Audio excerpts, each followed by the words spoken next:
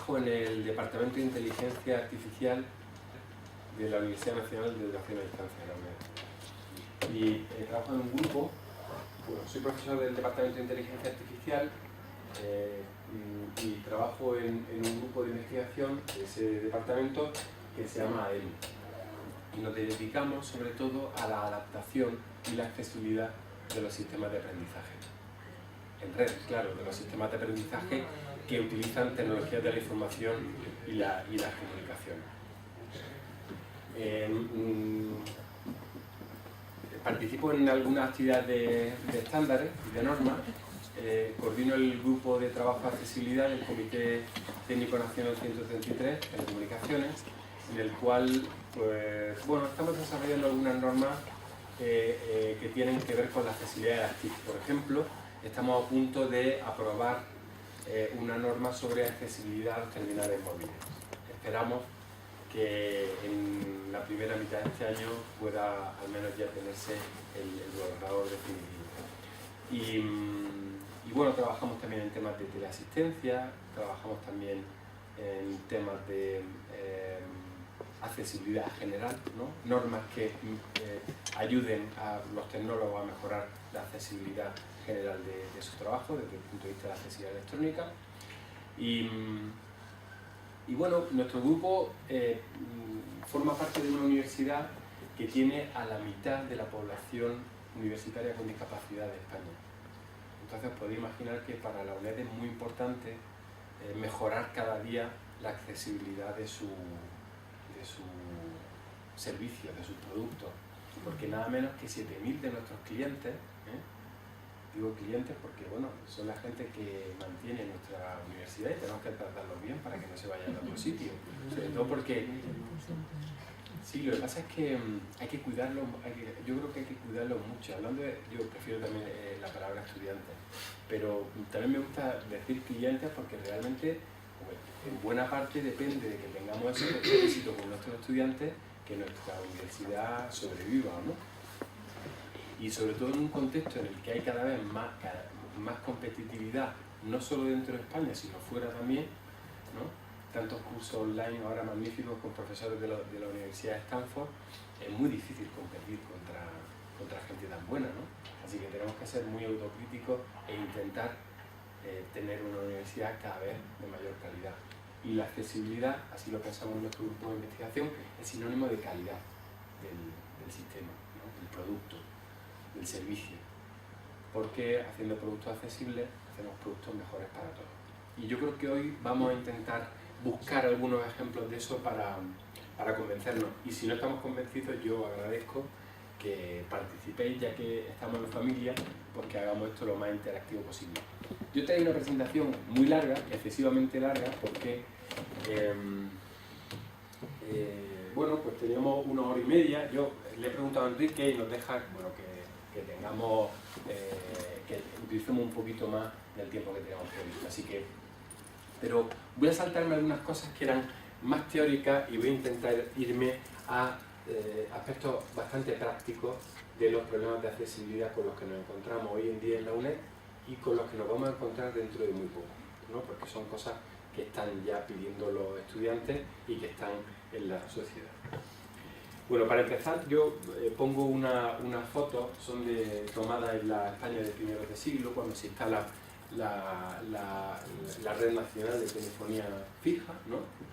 La telefonía que hasta hace, bueno, pues hasta finales de los 80 fue cuando empezó Moviline, ¿no? Y hasta ese momento era nuestra forma de comunicarnos con el resto del mundo. Con esa instalación, aquí se ve unos operarios encaramados a un poste de telefonía, y la siguiente se ve al rey Alfonso XIII fumándose un puro, inaugurando lo que parece una central telefónica. Y la siguiente, bueno, pues aquí tenemos con la iglesia hemos topado. Aquí se ve un cura bendiciendo una central telefónica que me recuerda mucho a la que hay entrando justo a este edificio, entrando a mano izquierda, hay un trozo de una central de un equipo de conmutación de una central telefónica, que muchas veces nos acordamos de los santos, ¿no? Cuando estamos en casa y nos falla la DSL y tenemos que enviar un archivo importante, pues sí que es verdad que uno se encomienda a quien haga falta para que no se caiga, ¿no? esta sesión de fotos la podéis ver mucho mejor en una colección de un fotógrafo que se llama Luis Marín, cuya colección pertenece a la Fundación Telefónica. Y yo ya la encontré en un par de sitios de España, en Madrid, y la volví a encontrar en Valencia y la volví a ver porque es muy interesante a quienes... Yo soy ingeniero de telecomunicación por esta universidad, además. Gracias. Y bueno, pues me interesa mucho la historia de las telecomunicaciones, pero desde el punto de vista social es increíble, ¿no? Ver cómo era la España de hace unas décadas. Y bueno, y resulta realmente curioso. Hoy en día esa imagen bueno, ahora ya las telecomunicaciones no son tan evidentes, ¿no? Ya no hay postes de comunicación en las carreteras. Ahora todo circula o por fibra óptica, ¿no? Que ya va soterrada por ahí por algún sitio, pero de hecho las comunicaciones están cada vez más presentes en nuestras vidas, ¿no?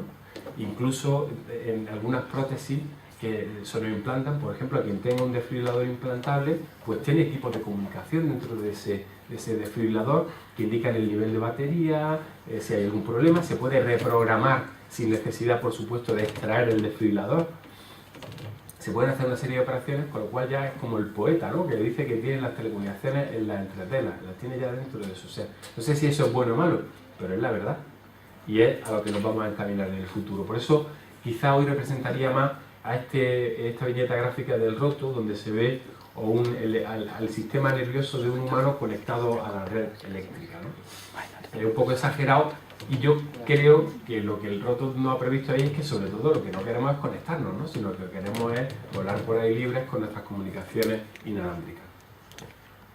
Realmente las comunicaciones están presentes en toda nuestra vida, están presentes para comprar, están presentes cuando utilizamos, si llegamos tenemos la suerte de ser mayores y tenemos un producto de teleasistencia en nuestra casa, pues querremos poder utilizarlo. Lo utilizamos para hacer trámites con la administración, lo utilizamos para nuestro ocio, para informarnos, para leer un periódico digital y por supuesto para formarnos. Y formarnos a lo largo de nuestra vida, porque ya se ha acabado eso de yo estudio una carrera y ya me olvido de aprender, sino que tenemos que estar reciclándonos, y por eso hoy en día se habla del aprendizaje a lo largo de la vida. ¿Todo el mundo tiene acceso a la sociedad de la información? Pues no. Hay diferentes tipos de acceso a la sociedad de la información. Por ejemplo, limitaciones geográficas en la disponibilidad. Pues yo que soy granadino, si me subo a Sierra Nevada, al Picón de Jerez, por ejemplo, que es una zona así de Sierra Nevada, que no es la típica donde la gente esquía y todo eso, pues probablemente no tenga ningún tipo de cobertura, salvo que tenga un teléfono que funcione vía satélite, ¿no? O si te vas al desierto del Sáhara, pues igual te puede pasar lo mismo, ¿no? También hay limitaciones por género. Yo diría que no es el caso en nuestro país, sobre todo si acaso ocurrirá en entornos rurales, pero si te vas a un país donde las mujeres estén discriminadas, por ejemplo, a la hora de adquirir competencias básicas en la lectura y en la escritura, pues ahí hay una clara discriminación a la hora de utilizar las tecnologías de la información y las comunicaciones, porque la competencia en el lenguaje, tanto oral como escrito, es fundamental para el acceso a la tecnología. La edad, pues también, hay barreras cognitivas, hay barreras de costumbre, ¿no? Por ejemplo, hay personas mayores a las que les da reparo utilizar la tecnología por si se rompe. Yo no sé si habéis visto eso, pero en mi pueblo, cuando vas a casa de una persona mayor, todavía a veces tienen la tele tapada con un cubrepolvo. Lo quitan cuando la van a ver, pero tienen un cuidado especial con la tecnología, no quieren que se estropee. Esa es una de las barreras.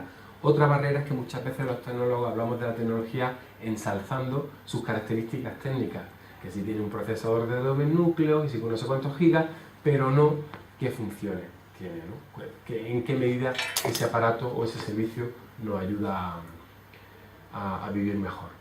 Luego hay diferencias socioeconómicas, por supuesto.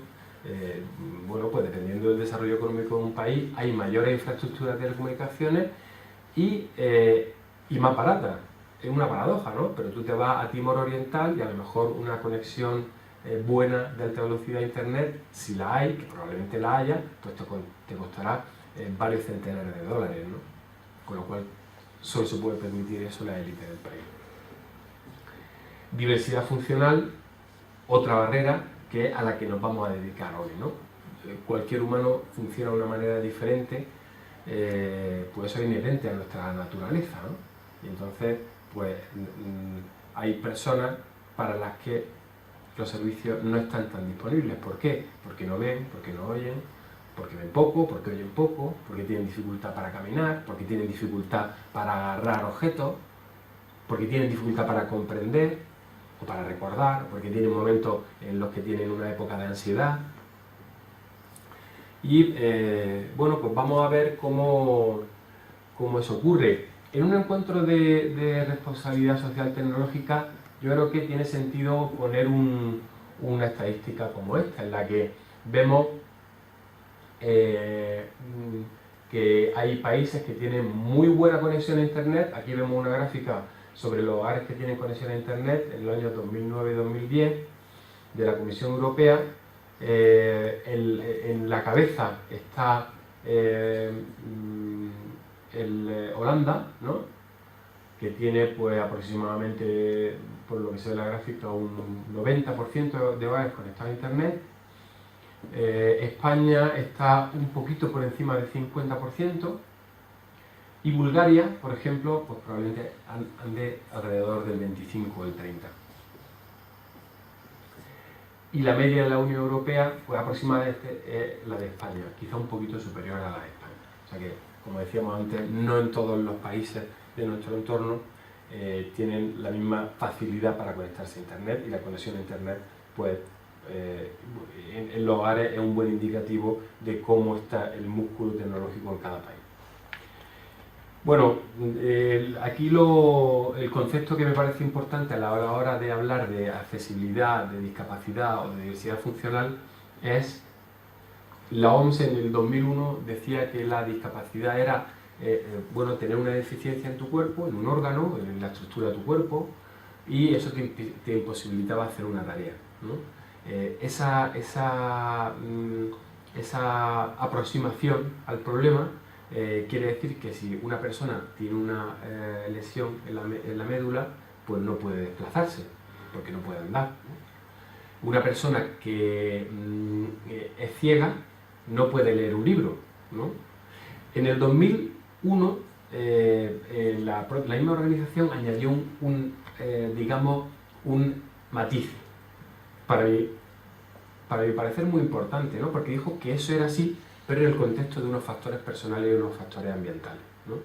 De tal manera que si el contexto estaba bien adaptado, una persona con una lesión medular que cuenta con una silla de ruedas y además una rampa, pues como la que veis para acceder a este estrado, o un ascensor para subir de esta planta a la de arriba, pues no existe una discapacidad porque la persona puede desarrollar la tarea. Aquí lo importante es la tarea, ¿no?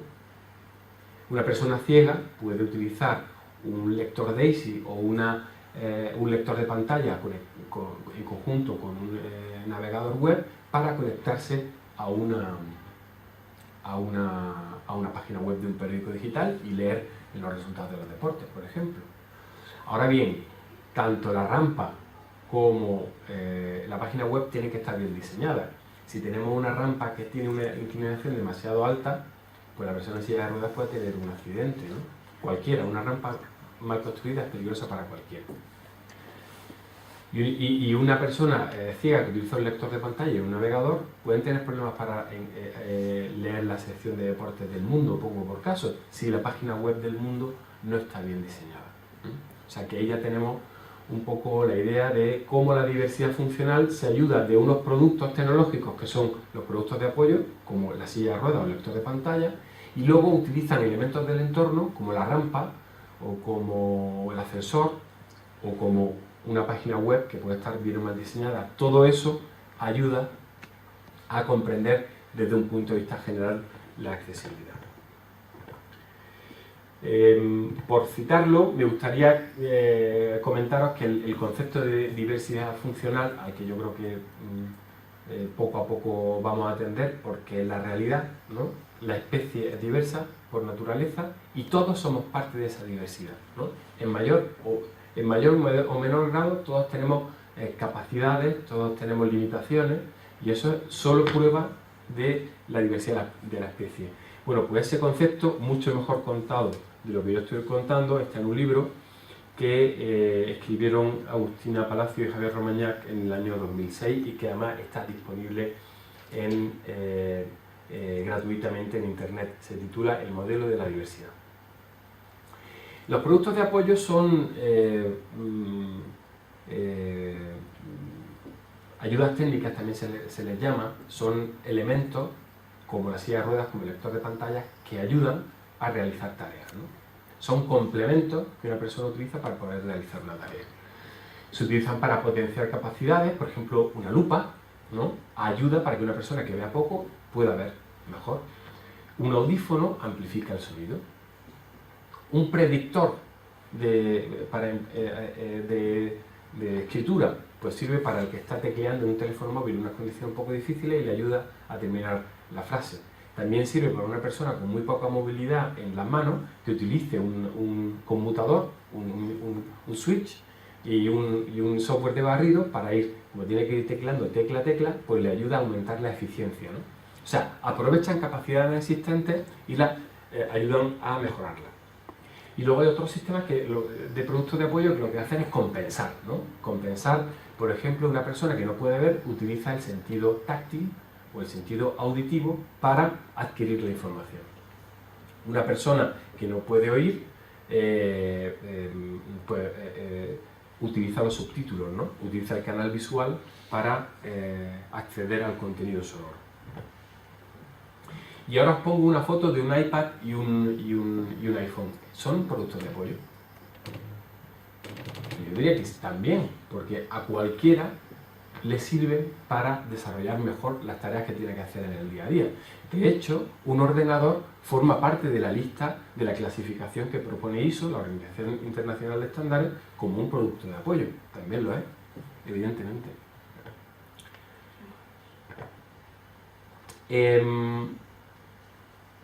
Mirad, aquí tenemos dos teclados de teléfono, ¿no? Uno tradicional, ¿no? Con relieve en las teclas del 5 para saber localizar a una persona ciega dónde está cada una de las teclas, y abajo tenemos una pantalla táctil, ¿no? Entonces, ¿qué pasa si se borran las teclas de los teléfonos? Arriba seguimos teniendo el teclado disponible porque tenemos un relieve en la tecla del 5 y nos deja orientarnos por el teclado. Pero ¿qué pasa si se borran los números o no podemos, por algún motivo, se rompe la pantalla de nuestro teléfono con pantalla táctil?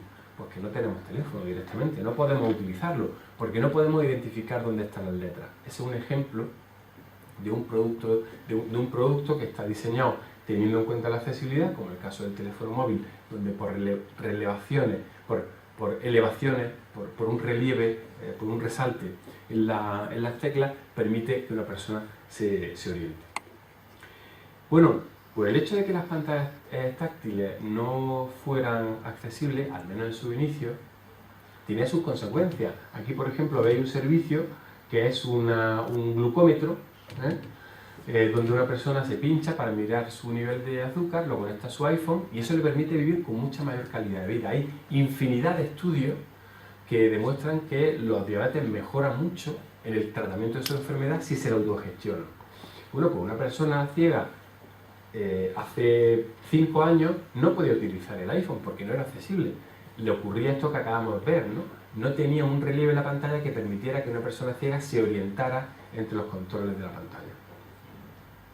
Pues bueno, estamos viendo un beneficio de la sociedad de la información que puede ser interesante para todos, pero deja a algunos usuarios fuera. Por suerte, este problema se solucionó con la versión 3 del iPhone y de una manera que vamos a ver a continuación.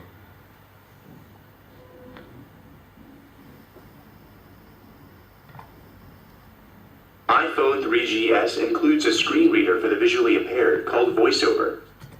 Os pido perdón porque el vídeo está en inglés, pero es que es un vídeo muy interesante y muy ilustrativo sobre cómo han resuelto la gente de Apple la accesibilidad de su dispositivo. It can speak a description of the item under your finger, so you can easily navigate to various apps and other functions by simply dragging your finger around the screen. Messages. 2 new items. YouTube. Stocks. Now.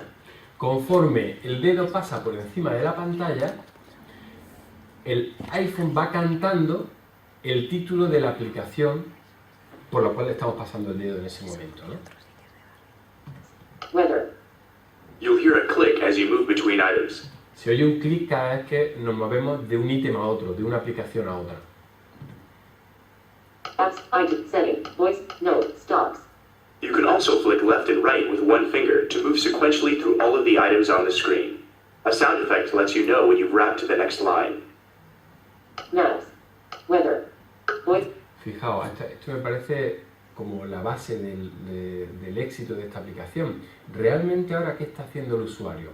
Con un gesto de su dedo índice está pasando de un icono a otro, pero realmente ahora da exactamente igual dónde, porque el problema habíamos dicho que era saber dónde están los controles de la pantalla. Ahora eso es independiente, el usuario no tiene por qué saber, simplemente deslizando su dedo índice sobre la pantalla de izquierda a derecha, hace que el foco de la aplicación, el foco de la app, que la app que tiene el foco vaya pasando de una a otra, secuencialmente. Entonces el usuario va oyendo sin necesidad de saber dónde tiene que tocar en la pantalla. Memos.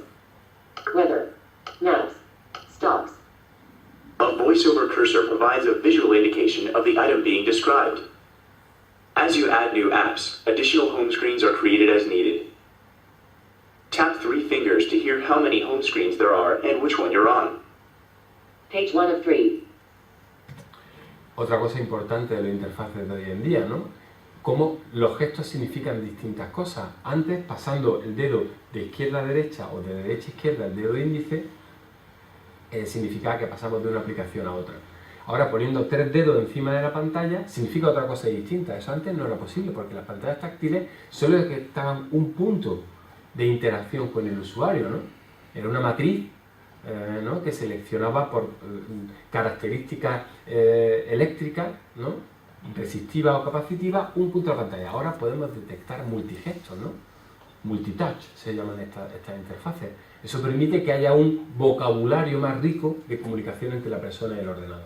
Flick 3 fingers to the left or right to move between the home screens. Page 2 of 3. Page 3 of 3. Qué bueno eso de pasar de una ventana a otra arrastrando, ¿no? Eso lo sabe hacer hasta mi hijo, que tiene 2 años y medio, y lo único que le pasa es que ahora los retratos de fotos que tenemos en casa también le hace lo mismo y espera que la foto pase para el lado y le sigue la siguiente. 3. USA Today. You can press the concave home button on the front of the iPhone to Era return to simplemente the un main home ejemplo para ver que, bueno, que algo que nos parecía hace algunos años como imposible, ¿cómo van a ser las pantallas táctiles accesibles para las personas ciegas? Bueno, pues se puede. Lo único que hace falta es buena tecnología y sobre todo un buen diseño, ¿no? Y desde luego eso a la gente de Apple no le falta. Le faltan otras cosas, ¿no? Le falta una arquitectura abierta, le falta un poquito más de transparencia, pero desde luego buenos diseñadores no le faltan. Bien, un poco que ahora que hemos visto, bueno, pues ejemplos de problemas de accesibilidad, soluciones a esos problemas de la accesibilidad, qué pensamos que es la accesibilidad y qué relación tiene con la diversidad funcional y con los productos de apoyo, vamos a ver un poco cuáles son los retos de accesibilidad en el e-learning, ¿no? Que para eso es por lo que hemos venido aquí. ¿Qué hacen los estudiantes en una universidad? Bueno, pues van a clase, en las nuestras no, aunque hay unas cosas que se llaman tutorías que son muy importantes para los estudiantes de la UNED. Van a una clase, tienen ahí un profesor tutor que le explica cosas, le resuelve dudas, o sea que también hay alumnos de la UNED que van a clase. Hay gente que eso no lo sabe, pero es muy importante, una parte muy importante de la UNED. Los estudiantes luego acceden a materiales de aprendizaje, tienen que comunicarse con sus compañeros para hacer trabajo, para hacerles consultas, hacen consultas a los profesores sobre cuestiones que no han entendido de la asignatura, sobre cuándo es la fecha de un examen, cómo tienen que entregar un trabajo, se desplazan por el campus, ¿no? Viven en el campus, tienen que utilizar aseo accesible, hacen prácticas, o sea que tienen que observar ordenadores, tienen que utilizar material de laboratorio, un osciloscopio, por ejemplo, tienen que programar en un ordenador y luego, lo más tenido, tienen que participar en actividades de evaluación, los exámenes. Pues sí, los exámenes también tienen implicaciones en la accesibilidad. Los exámenes hay que hacerlos accesibles para todos. Alguna de la información que voy a daros aquí la extraemos de un proyecto que algunos de vosotros conocéis, que se llama el proyecto U4All, que es un proyecto de la Unión Europea que ha trabajado en pensar en una arquitectura de servicios de información y cómo implantar esos servicios para mejorar la accesibilidad en las universidades. Bien, pues han trabajado en él 15 socios. Por ejemplo, ha participado la universidad más grande de Europa, que es la Open University del Reino Unido, que es un poquito más grande que la UNED. Ha participado la UNED. Ha participado, por ejemplo, un organismo de investigación alemán, que es el Fraunhofer Institute. Ha participado la Universidad de York, que son muy buenos en interacción persona-máquina. En fin, un buen consorcio que ha trabajado durante bastante tiempo en este tipo de cuestiones, ¿no? Y vamos a empezar, como hemos hablado mucho de todos estos retos que hay en el e-learning, vamos a empezar con la accesibilidad a materiales electrónicos. Os voy a poner para ello un vídeo de uno de nuestros estudiantes, que además lo tenemos aquí presente en la sala, así que él nos puede hacer una versión mucho más personal de lo que va a contar este vídeo, sobre cómo Víctor, que es nuestro estudiante, accede a un documento de Word. Vamos a ver.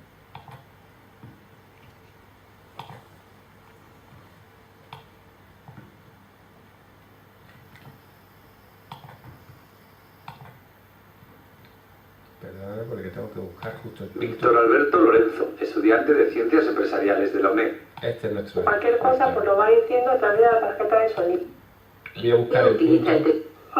Es lo que para buscarlo se puede realizar de dos maneras. Va a utilizar un documento de Word. Ir al escritorio con las fechas cuando lo encuentres en la lente, o también otra opción es pulsar la inicial del documento y ya iréis a él. El usuario utiliza el teclado para manejar el ordenador. Interfaces de usuario del hogar digital subrayado prueba. Este es, no está haciendo prueba. Interfaces de usuario del hogar digital subrayado prueba Microsoft Word. Lista diseño de impresión, cuadro de edición. Ya se ha abierto y vamos a ver lo que contiene. De blanco. Curso 2 puntos hogar digital y factores. Humanos punto. El hogar digital como apoyo a la vida. Independiente. Normalmente en documentos largos pues es muy aconsejable pues navegar por la estructura para elegir concretamente lo que quieras. El ordenador muestra la lista de encabezados de sección. Por ejemplo, Víctor ha conseguido con su lector de pantalla, que es esa voz que oí ahí sintética, escuchar el contenido de un documento. O sea, él está leyendo, ha leído el título, pero dice, para documentos largos me interesa mucho navegar por el contenido del documento. ¿Es suficiente tener un documento en formato electrónico para que lo lea el lector de pantalla? Pues no. Cuando tenemos un documento, como muchas veces tenemos en una asignatura de nuestra universidad de cientos de páginas, pues no es suficiente con poder leer el documento de cabo a rabo, sino que es necesario poder acceder a la estructura del documento. ¿Eso cómo se consigue? ¿Alguien utiliza los estilos de encabezado, los estilos de título aquí cuando hace un documento de Word? Yo creo que sí, ¿verdad? Los que trabajáis, por ejemplo, en la universidad, en grupos de investigación, cuando estáis haciendo un informe, pues es mucho más cómodo utilizar esos estilos de encabezado porque, por ejemplo, te hace el índice automáticamente, ¿no? Cuando cambiamos una sección de sitio o eliminamos una sección o añadimos otra, solo tenemos que darle un botoncito y magia, sale ese índice perfectamente actualizado. Bueno, esto nos parece muy evidente, pero hace poco, dando una clase sobre documentos accesibles y contando esto como un beneficio de la accesibilidad para todo el mundo, ¿no? Pues una profesora me dijo, ¿cómo ha hecho eso? No había generado nunca un índice automáticamente, una tabla de contenido. Realmente es muy útil. Bueno, pues esa utilidad también sirve para que una persona que utiliza un lector de pantalla acceda estructuradamente a un documento.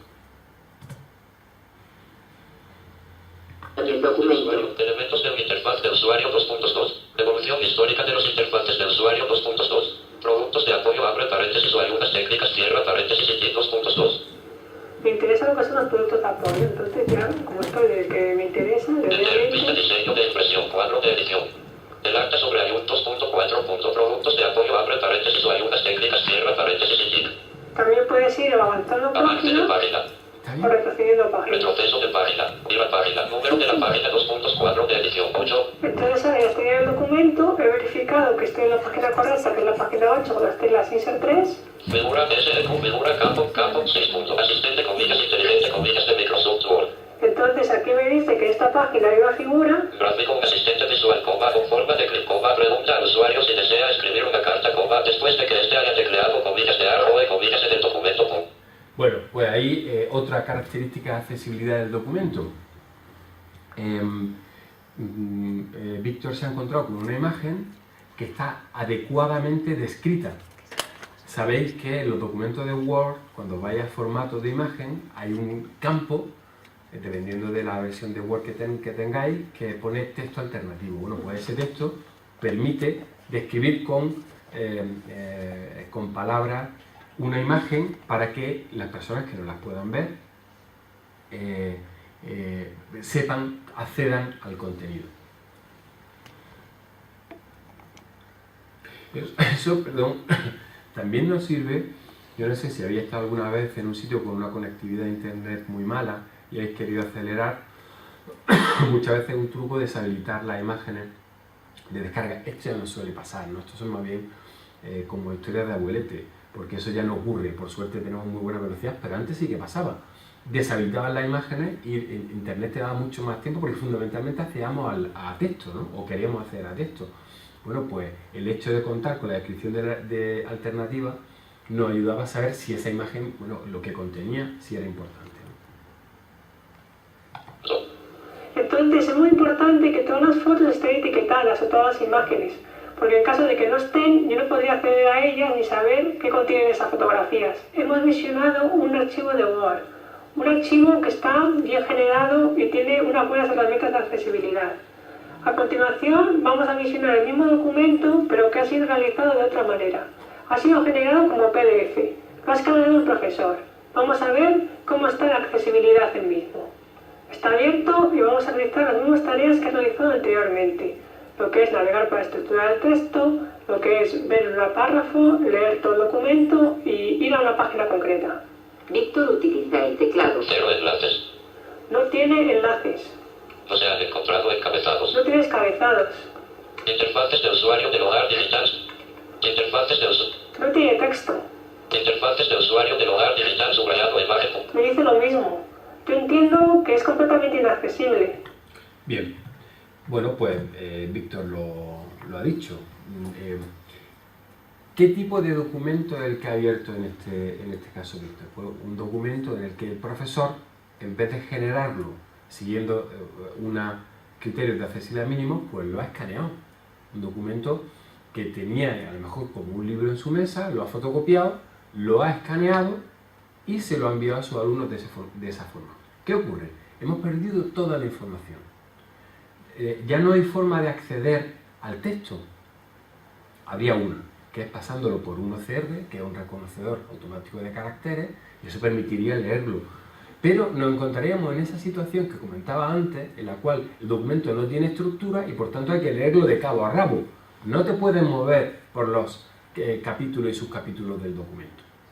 Bueno, pues ya vemos que un documento exactamente con el mismo contenido pues es totalmente inaccesible. Este documento además sería un documento de muy poca calidad para cualquier estudiante. ¿Por qué? Pues porque no puede buscar un término, por ejemplo. No puede buscar una expresión, un número que te interese. Tampoco a cualquiera le puede venir bien navegar por la estructura de contenidos de un documento como ese, ¿no? Pues bien, en el proyecto Edu for All, una de las cosas que se descubrieron en una encuesta que participaron más de 1000 profesionales en todo el mundo, ¿no? España, Italia, Reino Unido, Grecia, Alemania, Canadá, Estados Unidos, era cuando se preguntaba a los profesionales de la enseñanza universitaria con respecto a cómo estás de satisfecho desde el punto de vista de la atención que se le da a la discapacidad en tu institución. ¿Cómo estás de satisfecho? Se le preguntaba por varias cosas. Bueno, el apartado en el que menos satisfechos estaban era con el conocimiento que los propios profesionales tienen de los productos de apoyo y de las adaptaciones. Y ese es uno de los principales problemas. Los profesionales de la universidad todavía, primero, no sabemos que tenemos estudiantes con discapacidad en nuestra aula. Segundo, no sabemos qué necesidades tienen esos estudiantes con discapacidad y por tanto no conocemos los efectos perversos que tienen algunas de las cosas que sabemos, que no lo hacemos por maldad, pero no, las cosas que hacemos simplemente no funcionan. El profesor que ha generado un documento escaneado y se lo envía a los alumnos no se da cuenta de que eso es absolutamente inaccesible para algunas personas y de muy pobre calidad para todos, ¿no? Pero sobre todo muy poco accesible. Entonces, puede ser uno de los primeros problemas, la falta de formación en accesibilidad que existe hoy en día en nuestra universidad.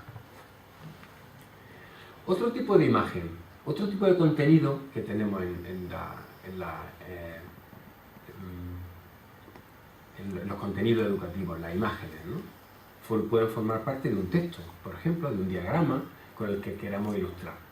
¿Cómo describiríamos esta imagen a nuestros amigos Víctor y Ana que tenemos aquí en primera fila? A ver, algún voluntario o voluntaria. Esto es un taller, hay que participar. A ver, por allí. Pues es un paisaje que parece que es seco, montañoso, pero al pie de las montañas hay un pequeño lago. Muy bien, yo lo habría descrito tal cual tú lo estás describiendo. Pero ¿qué pasa en educación? En educación depende del ámbito en el que nos estamos moviendo. O sea, por ejemplo, esa descripción que acabas de hacer sería perfectamente válido para una noticia en un periódico. Pero ¿qué pasa si la persona está estudiando ciencias ambientales? Bueno, pues el profesor de la asignatura, que ni tú ni yo sabemos, me imagino, yo no lo sé, tú quizás sí, pero yo no tengo ni idea de esa asignatura, describiría de esta forma esa imagen. Típico hábitat de los ciervos en las montañas y en los páramos de las Highlands escocesas. Una buena visibilidad ayuda a estar al tanto de posibles peligros. Hay abundancia de agua fresca y de diferentes tipos de vegetación. Ese contenido es el que el profesor le gusta enfatizar de esa imagen, porque es la aplicable a su contenido. De tal forma que una imagen puede tener distintas descripciones dependiendo del área de conocimiento en la que se aplique. Estamos acostumbrados a ver ese tipo de descripciones, por ejemplo, pues no sé, si le ocurre en la prensa, pero puede ser también en otro tipo de medios de comunicación o de contenido de recursos, y tenemos que ser conscientes de que en educación, por ejemplo, cuando se presenta una gráfica de barras, ¿no?, a nuestros estudiantes, una estadística sobre población con diferentes accesos a las nuevas tecnologías, por ejemplo, ¿no?, y esa asignatura es importante en nuestra, ese contenido es importante en nuestra asignatura de, por ejemplo, de empresariales, pues tenemos que describir y tenemos que ir, bueno, gráfica de barra donde se analiza la disponibilidad de los hogares de internet en cada uno de los países de la Unión Europea. España, 55%, Bulgaria, 30%, Holanda, 90%. Y tenemos que describir exactamente la misma información que esté disponible para una persona que ve. Vamos a ver más adaptaciones para texto. Tenemos aquí una adaptación que se llama Daisy. El Daisy es un libro digital. Bueno, olvidad decir algo que por favor que me gustaría que tengáis presente. Paradme en cualquier momento cuando queráis hacer cualquier comentario, cualquier sugerencia, pregunta. El Daisy es un libro digital, generalmente utilizado como alternativa sonora al texto escrito, pero como hace poco unos compañeros me dijeron en una charla, no solo sonora, Daisy también se lo puede utilizar en braille. Y tiene un formato digital. Tradicionalmente, esto ya existe desde hace mucho tiempo, lo que se conoce como el libro hablado.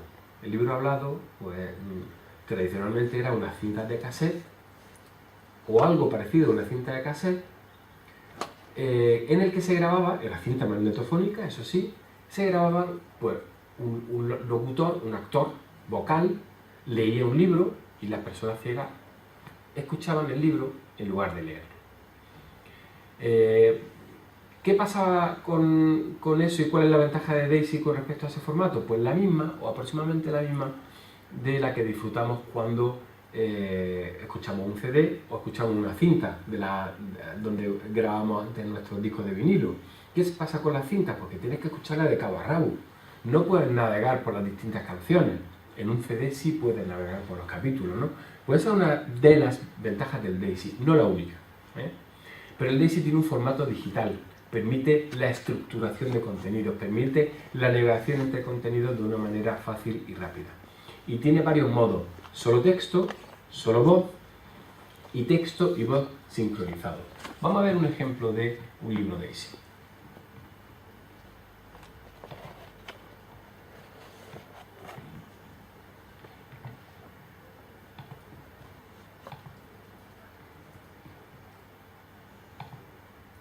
Carlos Javier Cortina, estudiante de Psicología de la UNED.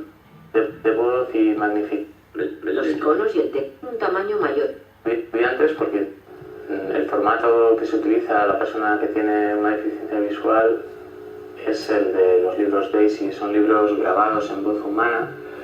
En mi caso la labor la hace la ONCE también y consisten en una serie de archivos que te permiten la navegación por niveles para poder localizar la información de forma más rápida. Se puede hacer o bien a través de un reproductor Daisy estándar o bien a través del ordenador, que puedes insertar el disco en el ordenador y hay una serie de reproductores que te lo leen. Carlos usa un atajo de teclado para iniciar el Daisy. Navega por la tabla de contenidos del libro. Terapia de conducta, psicología clínica y psicología de la salud. En este capítulo se pretende abordar. Los manuales de texto se reproducen con el formato Daisy que os he contado, pero... Bueno, ahí habéis visto lo que es Daisy. Hay un documento Daisy, que es como el libro, y luego hay un reproductor Daisy, algo parecido al CD y al reproductor de CD. Entonces, el reproductor Daisy puede ser también hardware. Hay aparatos que son reproductores Daisy donde tú metes un CD, porque habitualmente ahora cada vez más se utiliza la descarga desde una base de datos, pero antes se distribuían como CD los libros Daisy. Pues lo metes en un reproductor Daisy y te deja navegar por los contenidos y tal. Pero eso está disponible ya en internet para descargártelo y instalártelo en tu ordenador de forma gratuita. Hay un software que se llama Amis, que es gratuito y te lo puedes bajar e instalar. El Daisy Player también. Sí. Daisy Player también. Además, el Amis, curiosamente, no está disponible en español, de España. Ahora sí. Ahora sí está. Pues mira, muy buena noticia. Y hace un mes o así. Oye, pues mira, me alegra saberlo. Pero yo prefiero el Daisy Player. Daisy Player está mejor. ¿Por algún motivo en especial? Porque a mí algunas veces algunos de los controles no te los verbaliza y no los encuentras desde el ordenador. El Daisy Player te está verbalizando continuamente todos los controles si quieres. Sabes Muy bien. dónde está todo. Pues gracias por la idea, porque yo siempre utilizo el Amis, pero No, probar el Daisy Player. Pues muy bien, eso es un libro Daisy. Hay que hacer una salvedad a lo que hemos visto, y es que no solo es voz humana, también se pueden generar Daisy con voz sintética, y eso es muy interesante. ¿Por qué? Bueno, pues porque tú puedes generarte tu propio Daisy. Si tienes una voz en el ordenador del mismo idioma en el que tienes tu documento, por ejemplo, te puedes instalar un plugin para Word y generar documentos Daisy a partir de Word. Eso sí, que el Word esté bien estructurado, que tenga una buena estructura de documentos, porque otra vez vemos la ventaja de tener un documento bien estructurado. El Daisy que genera, entonces está bien estructurado. Si tu documento Word no tiene estructura de títulos de encabezado, imposible que el documento Daisy resultante tenga esa estructura. Otra cosa importante, el Daisy está evolucionando hacia un formato de libro digital que todos conoceréis, o a lo mejor suena, que se llama EPUB, que es uno de los formatos de libro digital que se espera que se consoliden. Entonces, en su versión 3, Daisy y EPUB han convergido y ya se trata del mismo formato. A mí me parece una apuesta inteligente, porque al fin y al cabo Daisy es un libro digital, con ciertas particularidades, que por ejemplo, bueno, pues es capaz de sincronizar lo que se lee y lo que se escucha. Habéis visto cuando estábamos viendo el vídeo de Carlos que se sincronizaba lo que es el audio con el párrafo que se estaba leyendo en ese momento. Eso tiene ventajas no solo para personas con discapacidad visual, sino por ejemplo para personas con dislexia. También es muy útil el Daisy. Bien, decía que es relativamente fácil generar un libro Daisy desde un documento Word. Es verdad, no es difícil. También os diré que no está todo resuelto en ese campo. Está bastante resuelto cuando tenemos un documento Word que es fundamentalmente texto. Ahora, si el documento tiene tablas un poco complicadas o tiene expresiones matemáticas, ahí, bueno, nos podemos encontrar con más problemas. Eso todavía se sigue haciendo y se va a tener que hacer durante una buena temporada, me temo, con actores humanos. Un actor humano que, por ejemplo, lee la fórmula matemática, ¿no? Ahí, por ejemplo, los 11, cuando tiene que leer libros, imaginad, de mecánica cuántica, no es lo mismo leer un libro de matemática de primaria que leer un libro para un estudiante de cuarto curso de física, ¿no? Pues ahí hay que buscar a lectores, ¿no?, de esos libros que sean gente que sepa leer una fórmula matemática, de química o de física o de lo que sea. Bueno, que sepáis que hay una herramienta que se llama Save as Daisy, guardar como Daisy, y que si ponéis eso en Google, ahí lo tenéis disponible para instalarlo gratuitamente en vuestro ordenador. Ahora, si queréis generar en Daisy un documento en castellano, tenéis que tener una voz en castellano, porque habitualmente, por ejemplo, si tenéis un ordenador que tenga Windows, la voz que tiene todo ordenador en Windows está en inglés, no en castellano, al menos mi versión de Windows. Entonces, si intentáis generar un documento en Daisy con vuestro ordenador, os vais a encontrar que habla como el de los anuncios de Fritos, Pour Maíz o algo así, ¿no? O sea, lee es un motor de síntesis de voz inglés, con lo cual no sabe pronunciar el castellano. Tenéis que buscar una voz en castellano para que lea adecuadamente ese texto. Por ejemplo, te puede servir si tú tienes instaladas las voces de Loquendo en castellano. Las voces de Loquendo, que además son muy buenas, no son tan metálicas como la del sintetizador de voces que hemos visto antes. Lo que pasa es que esas voces hay que comprarlas, imagino, ¿verdad? Bueno, también las puedes crear. Okay. Te lo digo por experiencia propia. De hecho, yo lo que he hecho es al JAWS, el sintetizador que estábamos escuchando antes, yo a mi JAWS lo tengo hablando con la voz de Loquendo ahora mismo. Ajá. Se puede. La voz es horrible, la voz de JAWS. La voz de JAWS es muy metálica, ¿no? Sí. Entonces, pues bueno, o sea, que ya sepáis que hay trucos. Yo no digo nada, que esto es como se está grabando, pero bueno, no, pues es que cada uno se busca la vida como puede. Los hay. A ver los hilos, ¿no? En internet. Sí. Y bueno, yo creo que también ese poco a poco será un sector en el que haya trabajando más gente en código libre, ¿no? Y en voces que ojalá sean libres. La verdad es que las voces que existen hoy actualmente, por ejemplo las de Locuendo que decía, hay voces muy buenas, ¿no? Hay voces realmente agradables, ¿no? De escuchar. Un tipo de texto un poco especial, la notación matemática, la notación científica. ¿Qué pasa con ese tipo de texto? Bueno, pues que a diferencia del texto estándar, digamos, la notación matemática está ordenada bidimensionalmente. No se puede leer de izquierda a derecha. La estructuración de esa expresión matemática tiene un contenido que afecta a cómo hay que interpretar esa información. Por lo tanto, una expresión matemática como esa, pues nosotros podríamos grabarla en un libro DAISY, por ejemplo, o añadirla como una descripción alternativa en una imagen de un documento nuestro matemático. Si ponemos el contenido matemático como una imagen, pues describiríamos en este caso la solución de una ecuación de segundo grado. X igual a menos b menos raíz cuadrada de b cuadrado menos 4ac. Todo lo anterior en el numerador, dividido por 2a. ¿No? Esa es la ecuación de segundo grado. Entonces habría que describir esto, pues digamos, literalmente, ¿no? Uno escribe esa descripción alternativa.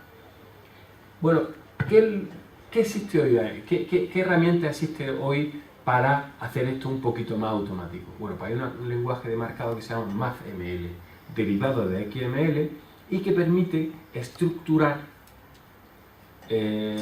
una expresión matemática o científica, bueno, por arreglo de una serie de etiquetas definidas en ese lenguaje de marcado.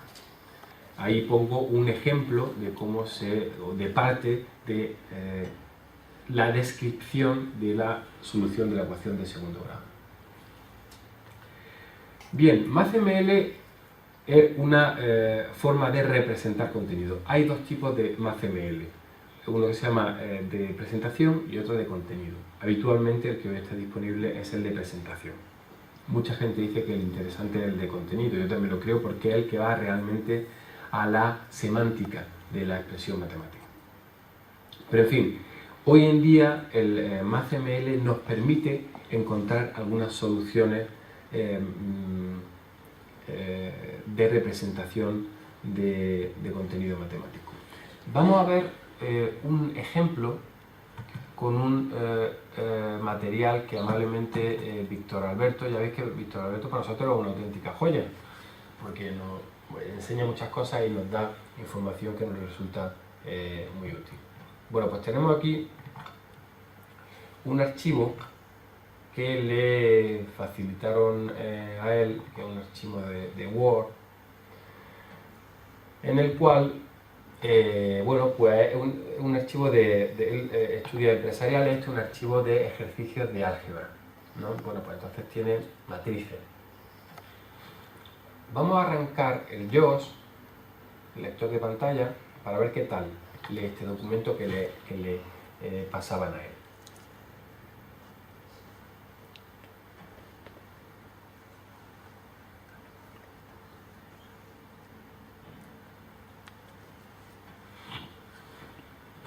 JAWS 13 listo. Activación ya no. Esta aplicación necesita una autorización para poder ejecutarse para ejecutar como demo contestación. Autoevaluación, matrices, sistemas y espacios vectoriales, abre corchete, modo de compatibilidad, cierra corchete, Microsoft Word, vista diseño de impresión. El documento contiene 42 objetos, cuadro de edición. En la matriz gráfico Ecadium.dsmt 41,38 centímetros de anchura por 1,27 centímetros de altura, las variables x, y, z y t pueden tomar los valores 0 y 1, abre paréntesis ambos. Bien, vamos a repetir lo que ha dicho, sobre todo la primera parte, dice, en la matriz gráfico Ecadium.dsmt 41,38 centímetros de anchura por 1,27 centímetros de altura, las variables x, y, z y t pueden tomar los valores 0 y 1, abre paréntesis ambos. Bien, ahí hay una matriz de 2 columnas y 2 filas que el programa de lector de pantalla lo interpreta como una imagen, dice que es un gráfico, no puede saber nada más. Dice que es un gráfico y dice equation o equation, dice que yo intuyo que debe ser el programa o alguna etiqueta que ha generado el programa, porque hay programas que te permiten escribir en matemáticas, ¿no? Es que generar símbolos matemáticos y luego generarlo con una imagen. ¿Cuál es el problema? Pues que esto es inaccesible, porque una persona que utiliza un lector de pantalla no puede acceder a ese contenido, en absoluto. Ahora voy a contar... Matemáticas, vista elementos, vista seleccionable múltiple, autoevaluación, matrices. Bien. Windows Internet Explorer, conectando, punto. Rico. Entonces, en primera página. Y entonces lo que vamos a hacer...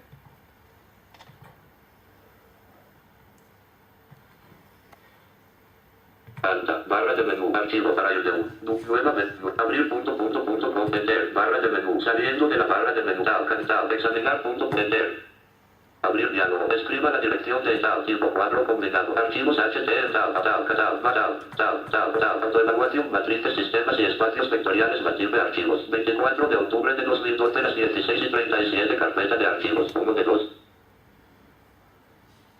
Dirección C barra invertida L barra invertida cursos UNED barra invertida innovación docente barra invertida red de accesibilidad de materiales barra invertida mi convocatoria barra dirección C barra invertida vista elementos cuadro de lista solo lectura para desplazarse a cualquier archivos HTML archivo cuadro combinado todos los archivos 6 de 6 para seleccionar autoevaluación matrices MSN España Hotmail Messenger Skype Outlook y cuenta Microsoft Windows autoevaluación, matrices, sistemas y espacios vectoriales Matilde. La página tiene 0 enlaces. Autoevaluación, matrices, sistemas y espacios vectoriales Matilde Windows Vista Word 2007 Matilde 6.7 se ha intentado que la estética resulta más parecida posible al original.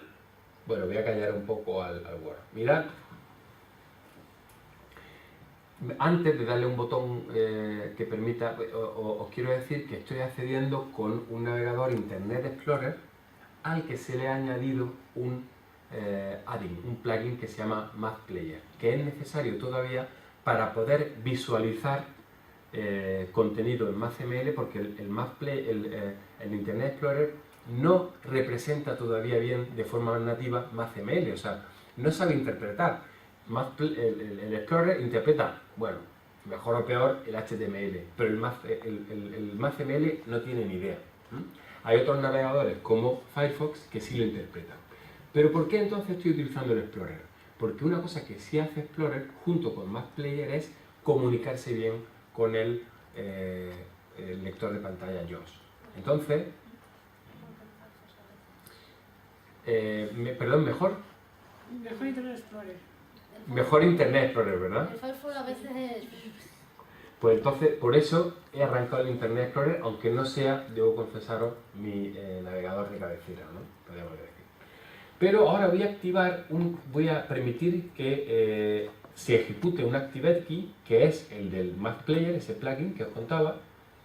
Y entonces todos esos caracteres raros que aparecían en la pantalla, yo espero que salgan a lo mejor. Vamos a ver si eso es verdad. Llegar un poquito de tiempo.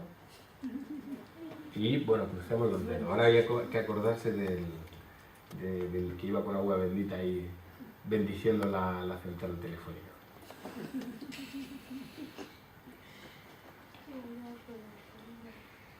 Bueno, mientras está en ello, ¿cómo hemos generado? Bueno, parece que aquí está. Parece que aquí está.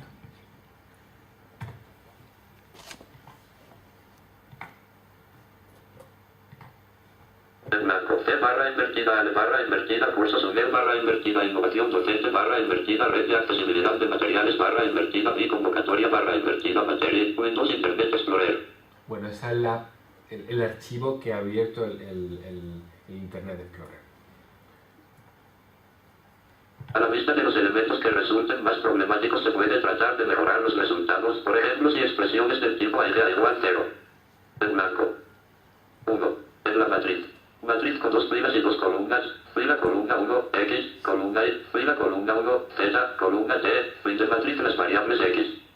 Bien, ahí hay un cambio bastante considerable. Primero, ya no te dice simplemente que es un gráfico y no te lee nada más. Ya sabemos que es una matriz con 2 columnas y 2 filas. Con lo cual ya hay un acceso, digamos, parecido al que se tiene de manera visual. Vamos a seguir un poco más. Coma y coma z y se puede tomar los valores 0 y 1 abre paréntesis ambos con probabilidad cierra paréntesis. ¿Cuál es la probabilidad de que la matriz A mayúscula sea escalonada? Ahí hemos visto que se ha comido algo. Hay un medio que no ha leído. Ese símbolo, un medio, está también representado con MathML, pero por algún motivo hay un problema. Bien, sigue habiendo problemas, no está todo resuelto. Si siguiéramos leyendo este documento, no lo vamos a hacer porque es un poco largo, hay todavía algunos símbolos matemáticos que no están disponibles. ¿Por qué? Bueno, porque todavía, entre otras cosas, porque MathPlayer todavía no está disponible en idioma español. Solo está parcialmente traducido. Entonces, por ejemplo, este caso de este símbolo es uno de los casos que yo intuyo que no está traducido. Puede ser también que por algún motivo no se interprete bien. Bien, este es uno de las vías para hacer accesible la matemática. No es la única. Os voy a decir por qué no es la única. Primero, está comprobado científicamente que este acceso que estamos haciendo por voz a las matemáticas está bien porque empieza a solucionar el problema, pero no es el óptimo. Las personas ciegas que acceden a las matemáticas prefieren, en general, obtienen mejores resultados académicos accediendo por un canal auditivo, pero también por canal táctil. ¿Por qué? Para esto se utilizaría una línea braille. ¿Qué ocurre con la línea braille? Bueno, pues en la línea braille tú puedes, digamos, parar el tiempo, puedes explorar una expresión matemática, tal y como hace las personas que ven, por ejemplo, separar una expresión matemática en otras partes más simples, ¿no? Descomponer es una estrategia habitual para entender una expresión matemática compleja. Entonces, esa exploración táctil, dicen los estudios y dicen también los expertos de la ONCE con los que hemos podido hablar, es fundamental, y hacia ahí es donde nosotros queremos encaminar nuestra investigación, ¿no? Un poco pensamos que el acceso a través de JAWS, a través de un lector de pantalla y utilizando MathML es interesante, pero hay que seguir también investigando por la otra vía. Menú cuadro de bus. Cerrando menús. Yo no sé si queréis, Ana, Víctor, hacer algún comentario, porque vosotros sois, Ana no lo sé, pero Víctor sí sé que es estudiante de alguna asignatura con contenido matemático. ¿Algún comentario, Víctor? No, en principio no, adelante. Me parece muy bien, pero hay que avanzar sobre ello. Hay que avanzar, desde luego que sí.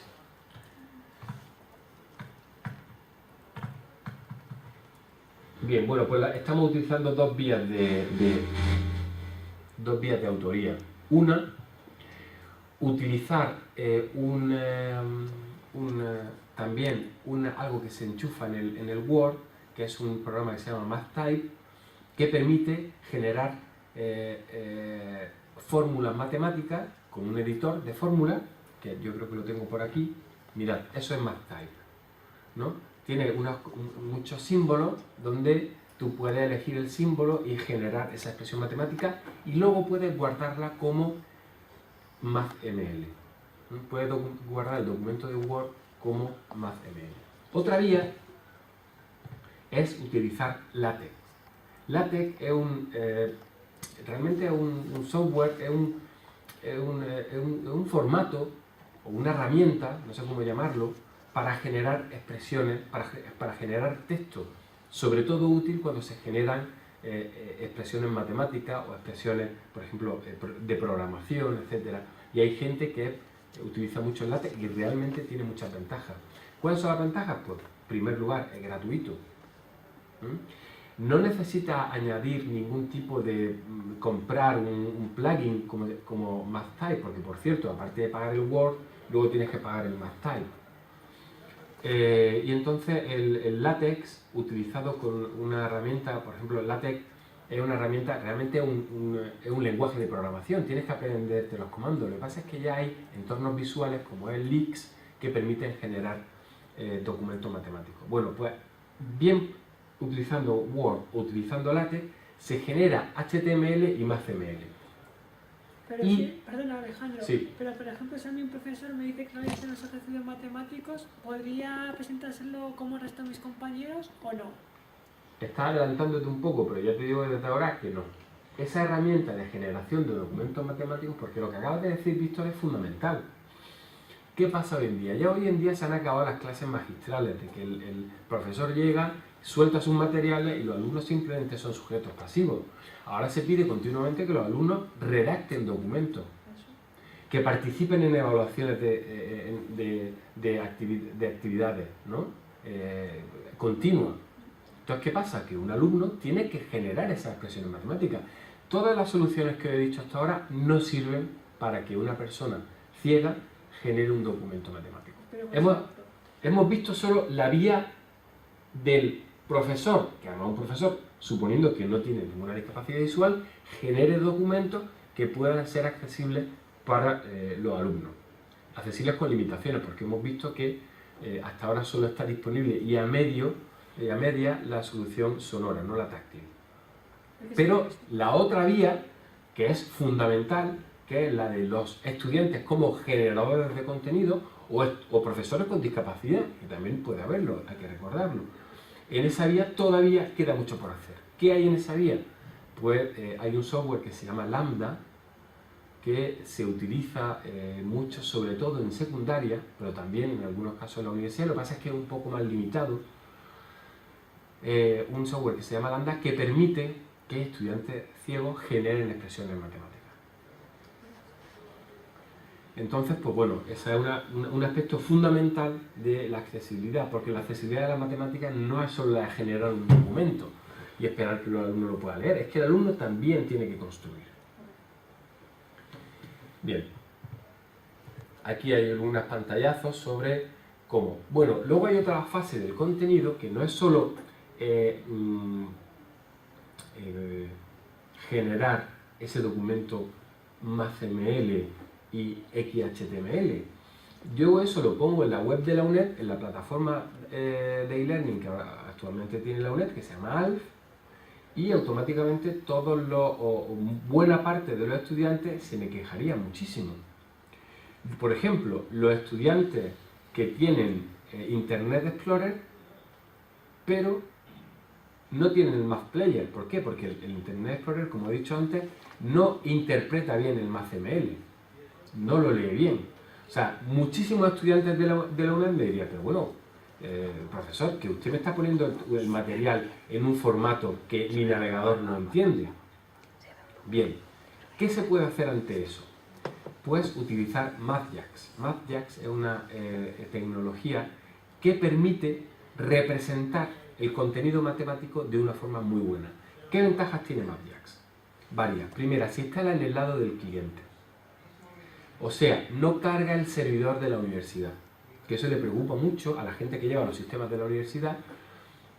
Bueno, es que vamos a tener que poner, tener que distribuir este contenido, que mi servidor lo va a cargar. No, se utiliza en el lado del cliente, o sea que carga muy poco.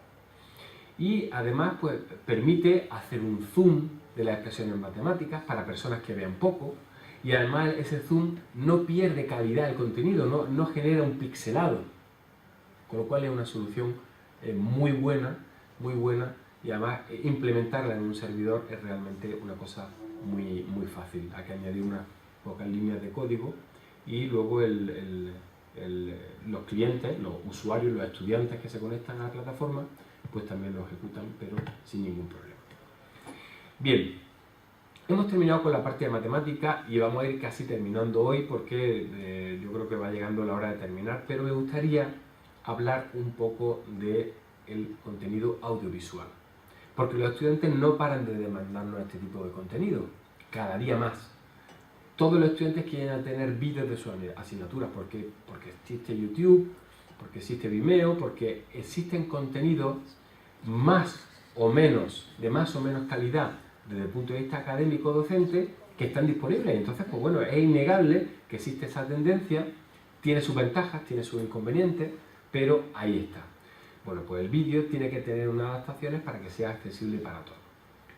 Las más importantes, el subtitulado, representación de texto sincronizado para los sonidos vocales y no vocales. No solo hay que subtitular para las personas sordas o, por ejemplo, para personas que están aprendiendo un idioma, el sonido, lo que hablan los que intervienen en el diálogo de un multimedia, sino que también, sobre todo en este caso, para las personas sordas, esos sonidos que no son generados por humanos, pero que tienen alguna relevancia en el guión, en la trama, en la película. Por ejemplo, imaginad que alguien entra en esta sala y pega un portazo, ¿no? Pues si estuviéramos grabando un vídeo, como está grabando nuestra compañera, eso sería importante. Alguien que vea el vídeo, bueno, ¿qué ha pasado ahí? Una persona sorda no se enteraría de eso. Eso hay que subtitularlo también.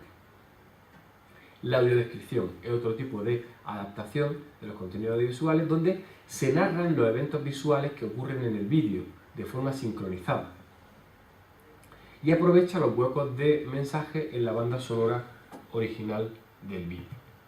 Bueno, en todos estos vídeos que hemos estado viendo hoy, por ejemplo, vamos a ver un poquito más de este, donde yo creo que vamos a ver algún contenido más.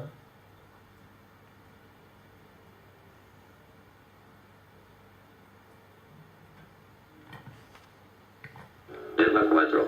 Habilidades terapéuticas. Carlos espera el autobús con sus auriculares puestos. Las técnicas y procedimientos. Bien, esa voz que acabáis de escuchar es una voz de audiodescripción. Esa voz es siempre la misma, siempre se utiliza la misma voz para hacer la audiodescripción a lo largo del vídeo y describe algo que si a las personas que no ven, que están en esta sala, esa voz no lo contara, no podrían acceder. ¿Por qué es importante? Por ejemplo, en este vídeo educativo estamos hablando de las ventajas del DAISY, ¿no? Y entonces resulta que, o de un archivo de texto generado como un MP3. Y en este caso, Carlos está sentado en una parada de autobús y mientras espera el autobús está escuchando su lección de un tema de psicología. Bueno, ese contenido no está verbalizado en el vídeo, por lo tanto, una persona que no vea, pues no puede acceder a ese contenido. En esta serie de vídeos que estoy contando ocurre mucho, son vídeos que vamos a utilizar para una asignatura de Ingeniería de Factores Humanos que empezamos el año que viene en la UNED. Entonces, como siempre decíamos antes con la imagen, depende para qué lo utilice. Aquí, por ejemplo, no me interesa si está lloviendo, si no está lloviendo, qué tipo de vegetación hay en Madrid. Lo que me interesa es que Carlos está escuchando unos cascos y que está esperando el autobús. En otros casos, cuando Víctor, por ejemplo, no sé si recordáis antes cuando estaba abriendo el archivo de Word, había una voz que decía: Víctor utiliza el teclado de su ordenador. ¿Por qué? Porque cuando estamos hablando de interacción persona-máquina, un aspecto que nos interesa enfatizar es que Víctor no utiliza el ratón para acceder al ordenador, utiliza el teclado. Es una parte esencial de la relación de Víctor con su ordenador. Bueno, pues es el tipo de contenidos que en nuestra asignatura queremos realizar con la audiodescripción. Entonces, pues dependerá lógicamente de la asignatura que estamos viendo. Así como los subtítulos cada vez hay mayor facilidad para verlos, para hacerlo, por ejemplo en YouTube, tú ya subes un archivo con una buena calidad de audio y prácticamente te lo subtitulas solo. Solo tienes que añadirle los signos de puntuación, la identificación de cada locutor, algún ruido que no sea vocal humano que quiera añadir a la descripción, pero él ya te lo sincroniza incluso, o sea, solo tienes que mejorar esa transcripción. Cuidado, no digo yo que los subtítulos de YouTube sean ya accesibles, requieren un cierto etiquetado, etc. Pero nos ayuda muchísimo porque lo único que tenemos es que entrar a nuestra cuenta de YouTube y editar esos subtítulos. Luego los puedes exportar incluso en el formato, porque otra cosa importante es que los subtítulos no están grabados a fuego en el vídeo, sino que son un archivo aparte. Bueno, así como los subtítulos se pueden hacer muy fácilmente, la audiodescripción no es tan fácil, porque requiere una cierta pericia en el manejo de la edición de vídeo. O sea, tenemos que buscar un hueco en la banda sonora de la película para incluir la audiodescripción, porque la audiodescripción a veces se mezcla con los diálogos de las personas que salen en la película. Entonces, pues bueno, esos son dos adaptaciones importantes de los documentos multimedia. Otra cosa importante, que es muy importante en una universidad como la nuestra, los programas de radio, son ejemplos de objetos de aprendizaje solo audio. ¿Qué es lo que nos piden con insistencia los estudiantes sordos de la UNED? Pues que existan transcripciones de esos programas de radio. Fijaos que en la UNED, como se graba con buenos micros y en buenas situaciones acústicas, ¿qué se está empezando a hacer en la UNED? Pues llevar esos programas de radio, convertirlos a vídeo y subirlos a YouTube. Y utilizar en primera instancia el reconocedor de voz que hay en YouTube. Y luego ya solo hay que completar esa información. Esto requiere un trabajo, no es tan fácil como lo estoy diciendo, pero bueno, la tecnología, como avanza tan rápido, nos da nuevas ideas sobre cómo se pueden hacer estas transcripciones, porque de otra forma tendremos que tener a una persona del Centro de Producción de Medios Audiovisuales de la UNED tecleando lo que dice cada locutor, ¿no? Y eso no es tan fácil, con lo cual ese reconocimiento automático tenemos que hacer. Y nos viene bien porque se hacen más rápidamente los vídeos. Bueno, ya hemos visto todos los tipos de materiales, o todos, algunos de ellos, ¿no? Pero que seamos conscientes de que hay contenidos que son texto, imágenes, vídeo, multimedia, que es vídeo más sonido, y que lo último que me gustaría decir, dos cosas. Primero, que para conseguir que todo eso sea accesible, hacen falta que colaboren distintos miembros de la universidad, profesionales de la universidad. Por ejemplo, el profesor, en este caso, pues hemos sido un grupo de profesores los que hemos generado estos vídeos que hemos estado viendo, pero no podríamos trabajar en esos vídeos sin la ayuda de profesionales multimedia de medios audiovisuales de la UNED, que tienen una buena formación y que son los que nos ayudan a explicar en imágenes y en sonido el mensaje que nosotros queremos tratar. Y además los que nos ayudan, por ejemplo, a hacer la audiodescripción o los subtítulos. ¿Quién más hace falta para esto? Los bibliotecarios, que luego se encarguen de coger este vídeo y ponerlo en una base de datos. O sea que lo que os quiero decir también, ¿quién es importante aquí? Pues los gestores de la UNED, ¿no? O de la Politécnica o de la universidad que sea, que nos den los recursos para poder realizar las adaptaciones que cada uno de esos objetos de aprendizaje requieran. Y fundamentalmente, pues ¿quién también? Los estudiantes, que son los que nos piden esas adaptaciones y que nos tienen que decir si las hacemos bien o las hacemos mal. Hay luego un personaje que gestiona todo esto, que es el técnico de atención a la discapacidad. En UNED, esos técnicos pertenecen a una unidad que se llama UNIDIS. En la Politécnica también hay una unidad de atención a la discapacidad que hace esa labor de coordinación entre los distintos agentes que participan en todo este proceso que es complejo. Ya terminamos. Lo único que os quería decir es que podemos poner muchísimo esfuerzo en crear unos materiales accesibles y poner poco esfuerzo en tener una plataforma de e-learning accesible. Mal asunto, porque es como si hacemos un edificio de nueva planta perfectamente accesible, pero luego le ponemos una escalera a la puerta y no le ponemos una rampa. Es como que tenemos vídeos con audiodescripción, con subtitulado, con todos los textos accesibles, basic y tal, pero la página web donde están esos contenidos no es accesible. Pues hemos hecho un pan como unas tortas. No sirve de nada. Por eso es muy importante que las webs institucionales y los entornos virtuales de aprendizaje también sean accesibles. Eso es otro tema para el que necesitaremos otro taller, pero yo me conformaría con que bueno, pues sacamos de aquí con unas cuantas ideas. Agradezco mucho vuestra participación y el hecho de que bueno, hayáis hecho comentarios y todo eso muy ilustrativo, y que bueno, que tengamos ideas sobre la importancia que tiene la accesibilidad en e-learning. No hemos hablado de los exámenes accesibles, no hemos hablado de las prácticas accesibles, por ejemplo las prácticas de electrónica o las prácticas de geología o de las prácticas de laboratorio de química, ¿no? Que también tienen que ser accesibles. Pero en fin, yo creo que como comienzo ha sido introducir los conceptos y nada, muchísimas gracias. Si tenéis, olvidé decir, gracias, que si tenéis alguna pregunta o comentario, pues que yo creo que todavía tenemos tiempo para hacer una mínima charla, ¿no? Sé que muy mínima porque ya han entrado a avisarnos de que estamos terminando. Pero sí, bueno. Sí quería hacer un comentario en voz alta para debate, ¿no?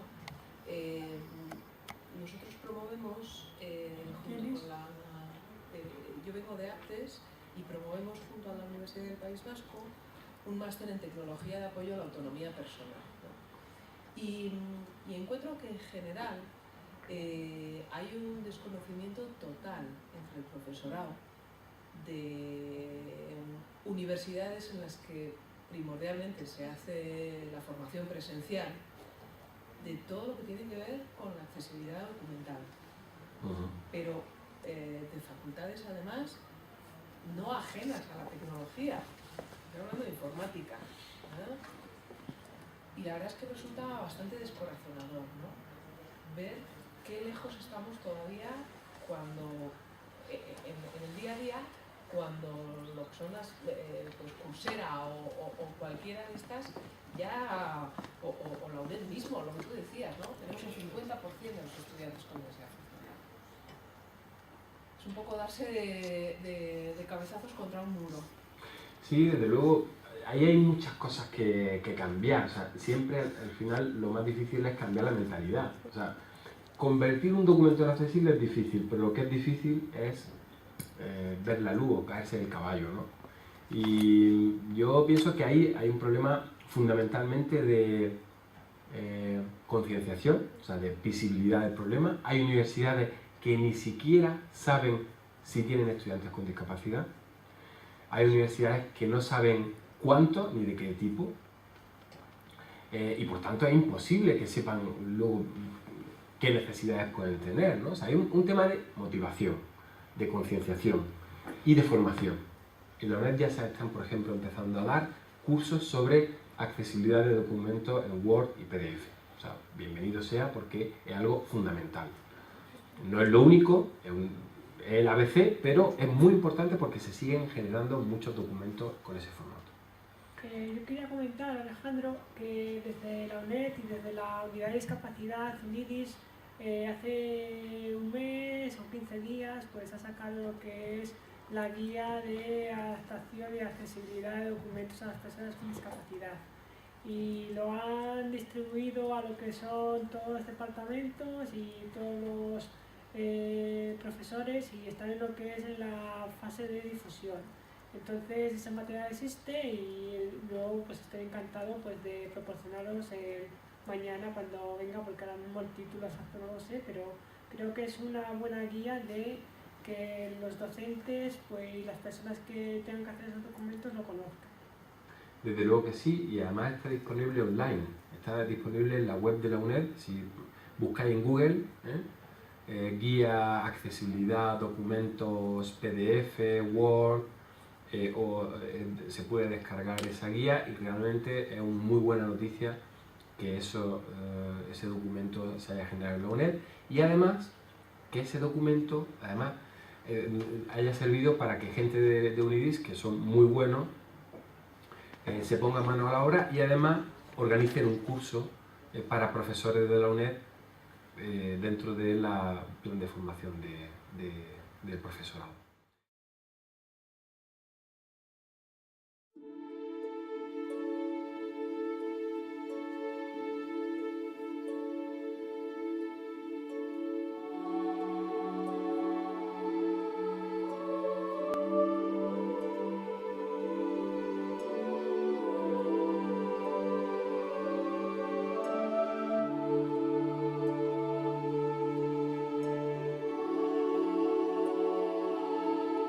Trabajo en el Departamento de Inteligencia Artificial de la Universidad Nacional de Educación a Distancia de la UNED.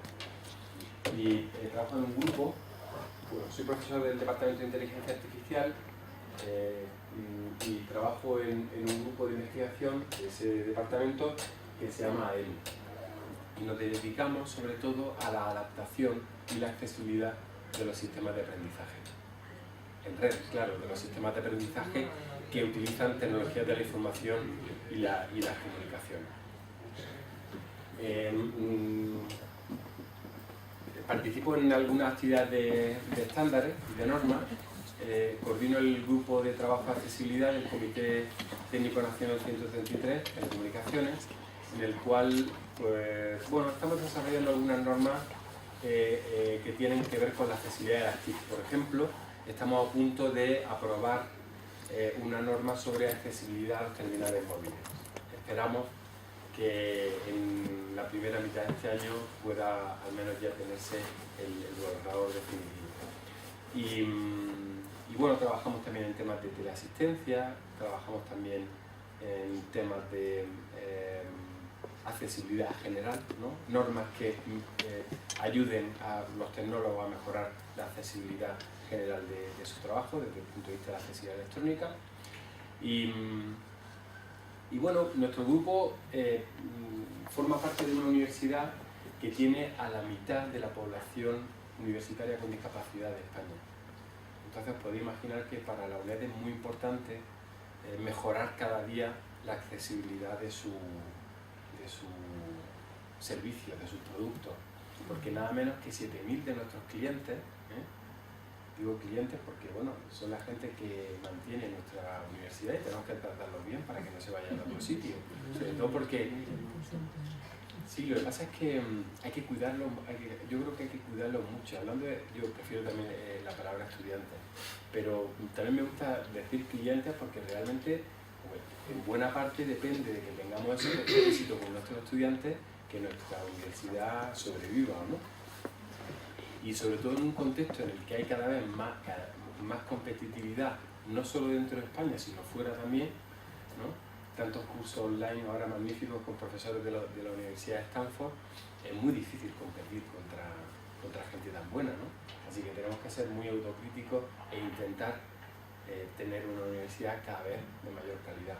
Y la accesibilidad, así lo pensamos en nuestro grupo de investigación, es sinónimo de calidad del sistema, ¿no? Del producto, del servicio. Ciega no puede leer un libro, ¿no? En el 2001 la misma organización añadió digamos, un matiz para mi parecer muy importante, ¿no? Porque dijo que eso era así, pero en el contexto de unos factores personales y unos factores ambientales, ¿no? De tal manera que si el contexto estaba bien adaptado, una persona con una lesión medular que cuenta con una silla de ruedas y además una rampa como la que veis para acceder a este estrado o un ascensor para subir de esta planta a la de arriba, pues no existe una discapacidad porque la persona puede desarrollar la tarea. Aquí lo importante es la tarea, ¿no? Una persona ciega puede utilizar un lector DAISY o un lector de pantalla en conjunto con un navegador web para conectarse a una página web de un periódico digital y leer los resultados de los deportes, por ejemplo. Ahora bien, tanto la rampa como la página web tienen que estar bien diseñadas. Si tenemos una rampa que tiene una inclinación demasiado alta, pues la persona en silla de ruedas puede tener un accidente, ¿no? Cualquiera, una rampa mal construida es peligrosa para cualquiera. Y una persona ciega que utiliza un lector de pantalla y un navegador pueden tener problemas para leer la sección de deportes del Mundo, pongo por caso, si la página web del Mundo no está bien diseñada. O sea que ahí ya tenemos un poco la idea de cómo la diversidad funcional se ayuda de unos productos tecnológicos que son los productos de apoyo, como la silla de ruedas o el lector de pantalla, y luego utilizan elementos del entorno como la rampa o como el ascensor o como una página web que puede estar bien o mal diseñada. Todo eso ayuda a comprender desde un punto de vista general la accesibilidad.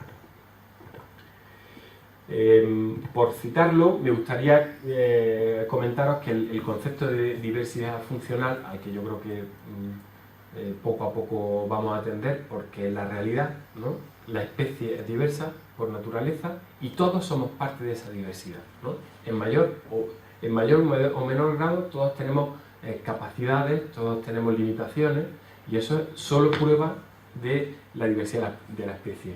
Bueno, pues ese concepto, mucho mejor contado de lo que yo estoy contando, está en un libro que escribieron Agustina Palacio y Javier Romañac en el año 2006 y que además está disponible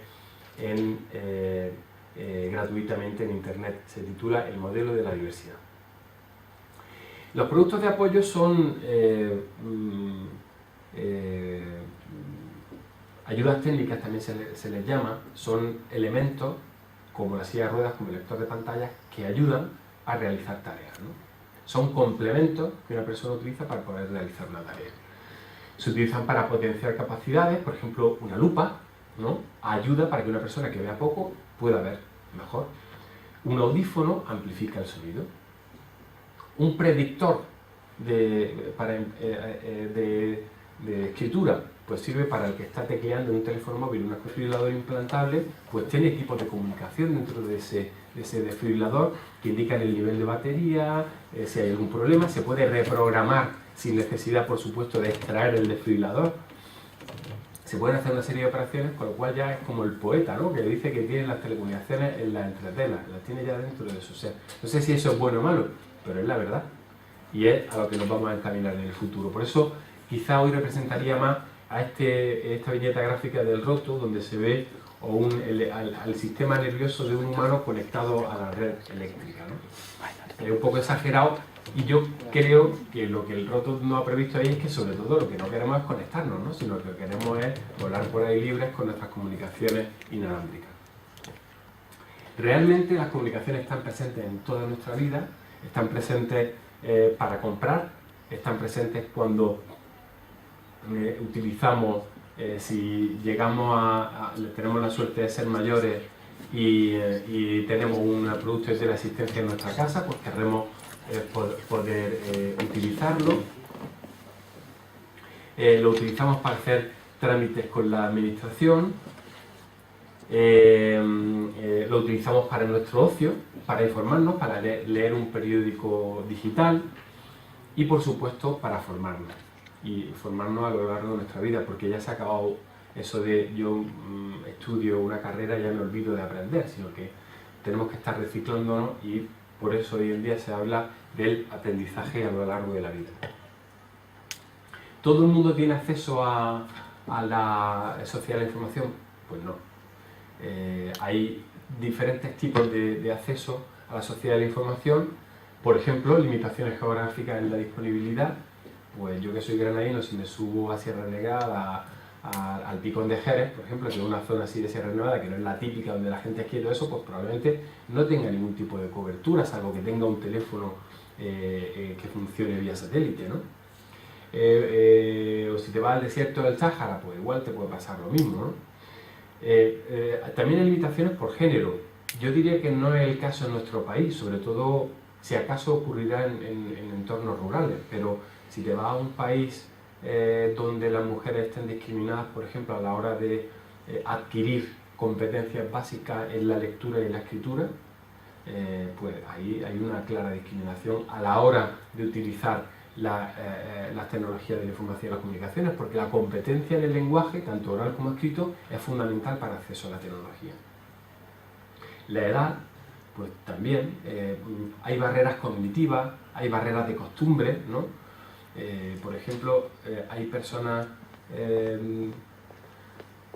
mayores a las que les da reparo utilizar la tecnología por si se rompe. Yo no sé si habéis visto eso, pero en mi pueblo, cuando vas a casa de una persona mayor, todavía a veces tienen la tele tapada con un cubrepolvo. Lo quitan cuando la van a ver, pero tienen un cuidado especial con la tecnología, no quieren que se estropee. Esa es una de las barreras. Otra barrera es que muchas veces los tecnólogos hablamos de la tecnología ensalzando sus características técnicas, que si tiene un procesador de 2000 núcleos y si con no sé cuántos gigas, pero no qué funciones tiene, ¿no? En qué medida ese aparato o ese servicio nos ayuda a vivir mejor. Luego hay diferencias socioeconómicas, por supuesto. Bueno, pues dependiendo del desarrollo económico de un país, hay mayores infraestructuras de telecomunicaciones y más baratas. Es una paradoja, ¿no? Pero tú te vas a Timor Oriental y a lo mejor una conexión buena de alta velocidad a internet, si la hay, que probablemente la haya, pues te costará varios centenares de dólares, ¿no? Con lo cual solo se puede permitir eso la élite del país. diversidad funcional, otra barrera que es a la que nos vamos a dedicar hoy, ¿no? Cualquier humano funciona de una manera diferente, pues eso es inherente a nuestra naturaleza, ¿no? Y entonces, pues hay personas para las que los servicios no están tan disponibles. ¿Por qué? Porque no ven, porque no oyen, porque ven poco, porque oyen poco, porque tienen dificultad para caminar, porque tienen dificultad para agarrar objetos, porque tienen dificultad para comprender o para recordar, porque tienen momentos en los que tienen una época de ansiedad. Y bueno, pues vamos a ver cómo eso ocurre. En un encuentro de responsabilidad social tecnológica, yo creo que tiene sentido poner una estadística como esta, en la que vemos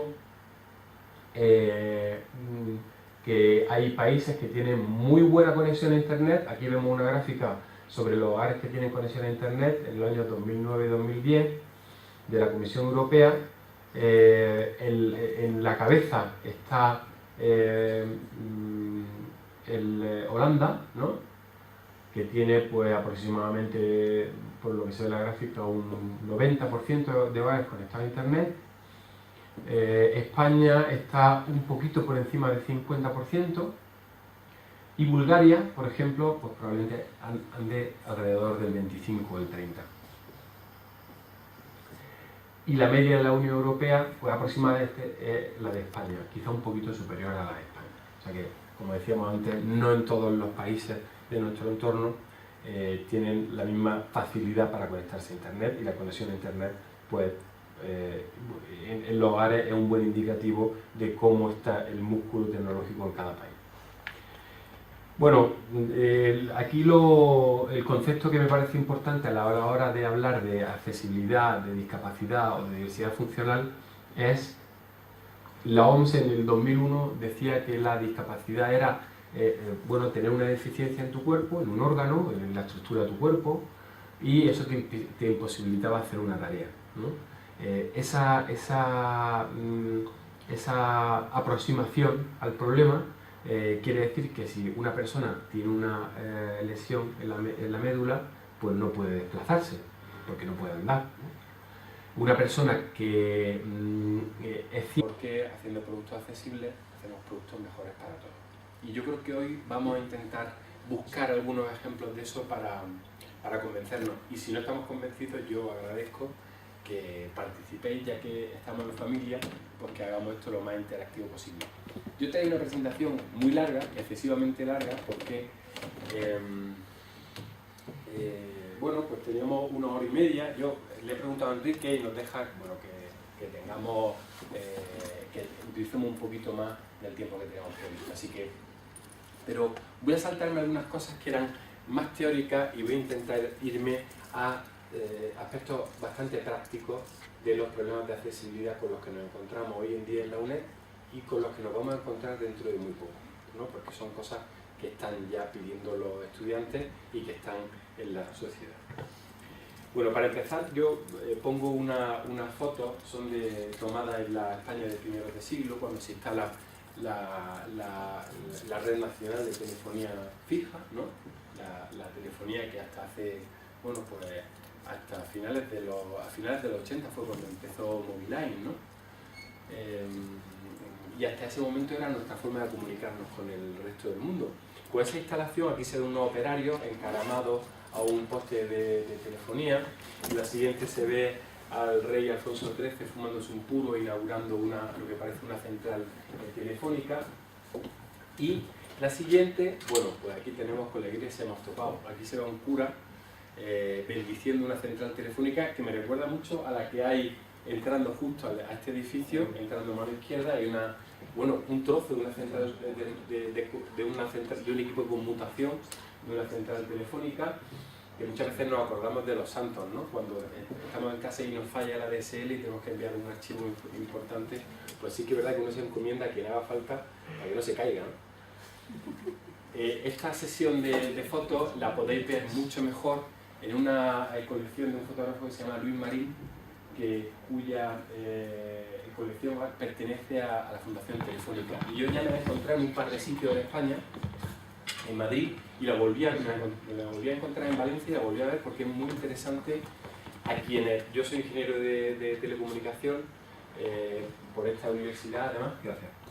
Y bueno, pues me interesa mucho la historia de las telecomunicaciones, pero desde el punto de vista social es increíble, ¿no? Ver cómo era la España de hace unas décadas. Y bueno, y resulta realmente curioso. Hoy en día esa imagen bueno, ahora ya las telecomunicaciones no son tan evidentes, ¿no? Ya no hay postes de comunicación en las carreteras. Ahora todo circula o por fibra óptica, ¿no? Que ya va soterrada por ahí por algún sitio, pero de hecho las comunicaciones están cada vez más presentes en nuestras vidas, ¿no? Incluso en algunas prótesis que se nos implantan, por ejemplo, a quien tenga un